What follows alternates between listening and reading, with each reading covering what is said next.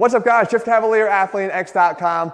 Don't spend forever getting yourself ready to work out. You don't have to. Today I'm going to give you a very quick routine, one that sort of flows from movement to movement to movement that's going to get you ready in a lot of different ways to prepare your body to train. All right? I'm going to get right into it.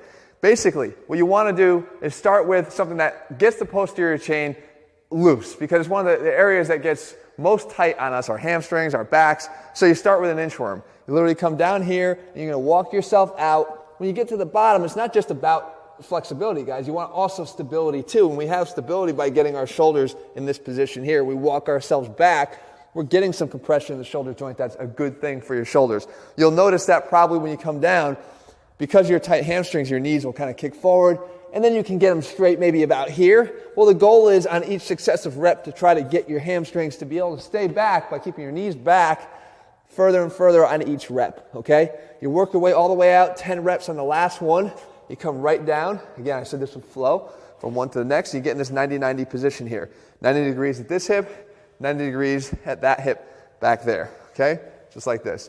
Now, we want to get a lot done in one stretch. So we lean out over this forward knee, which is going to stretch the hell out of this forward hip here. And then we hook our elbow on the top of that knee here, like that, so that we get this added stretch of the lats and the back side, the posterior shoulder capsule here on that side. And then we reach out this way with our arms. Okay? 5 seconds, come out of it, go back down, and do it again. This is not a static holding routine. This is a dynamic stretching routine to get yourself prepared to train. So you don't want to sit here and hold forever. So we lean in, and then we come out of it, and we swap the feet up, and we do the same thing. On that last rep, here, you do 5 to each side. On that last rep, you just straighten yourself out, come down. Now we got to work on that spine a little bit. So in this position here, we're going to roll our body, leave the leg trailing back there, and keep your arms reached up overhead so that we're working on our thoracic extension, right? That middle of the spine, getting it to be able to lean back more. Here, let gravity help you. And then you come down, and you roll yourself to the opposite side.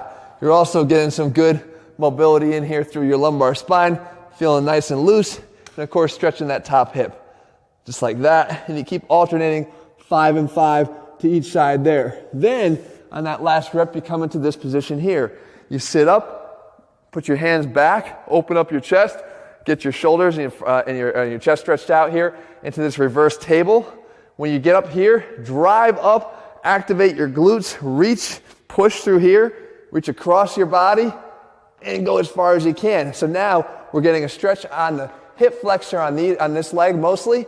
You're getting compression through this shoulder joint, which is good for activating the muscles inside that, the stabilizers inside your shoulder. And of course, you're getting more of that thoracic extension here in rotation, okay? That way. You come down, alternate, open, reach. Push as hard as you can through your glutes to activate them. Alternate for 5 on each side. Then we stand up. Here's the flow. It keeps going. We stand up and we go now into the 3-way lunge. We step out here, lunge, reach back. Now we're stretching out the hip flexor on this side, but we're also getting glute activation on the front leg. Reach, don't hang out here too long. 3-way lunge, we're going to go now 45 degrees. Step and lean back towards the planted leg. Now we're getting a little bit of a groin stretch at this oblique angle here. We're also getting the glute activation at this 45-degree angle. And then we step back and we step straight to the side. Again, lean back in that direction, really stretching the adductors and groin on this leg. At the same time, we're opening up the rib cage on the right-hand side and still having that glute activation. 5 times of the 3-way sequence on this leg, 5 times of the 3-way sequence on that side. Now, it gets ugly. The hamstring pulses. Nobody stretches their hamstrings right.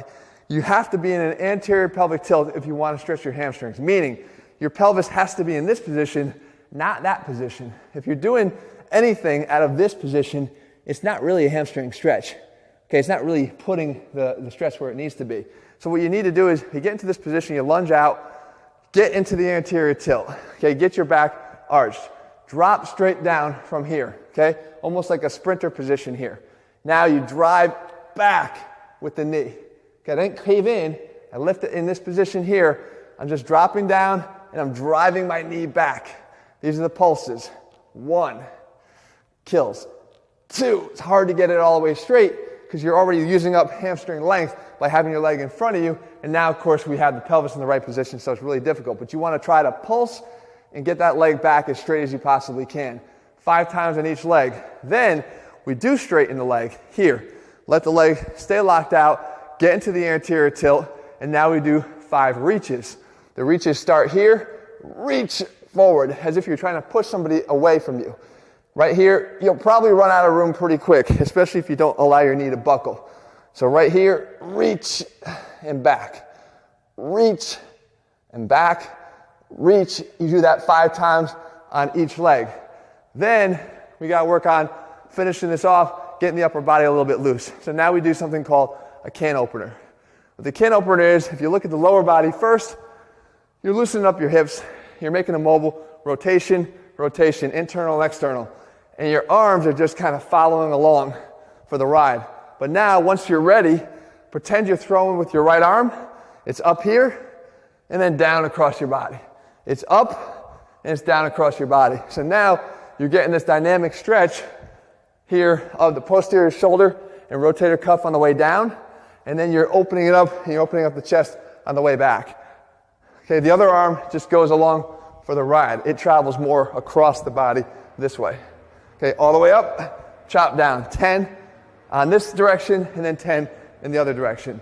Then we want to get those shoulders right before we're about to use them.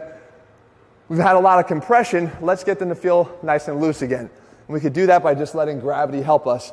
These are dead shoulder circles. So you're letting your arm hang as dead as it can be. Okay, don't hold on tight. Try to let it hang as dead as you can be. And you try to make big circles. And your fingers won't touch the floor here if you're at the right height, but you should reach for the floor.